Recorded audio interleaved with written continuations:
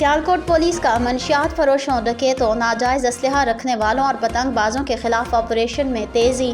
جویا news net work plus کو ترجمان Sialkot police سے حاصل ہونے والی تفصیلات کے مطابق سیالکوٹ پولیس نے مختلف کارروائیوں کے دوران ملزمان کو گرفتار کر کے ان کے قبضے سے منشیات، شراب اور پتنگیں برآمد کر کے مقدمات درج کر لیے ہیں۔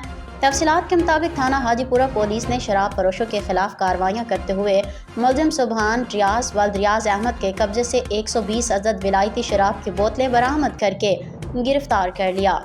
منشیات فروشی میں ملوث ملزم آذان عاقب عرف دانش کے قبضے سے 2052 گرام چرس برآمد کر کے گرفتار کر لیا۔ تھانہ بیگو والا پولیس نے جدید اسلحے سے لیس ہو کر ہوائی فائرنگ اسلحے کی نمائش اور کار سرکار میں مداخلت کرنے والے ملزمان کو گرفتار کر کے بھاری مقدار میں آتشی اسلحہ اور سینکڑوں گولیاں برآمد کر لیں۔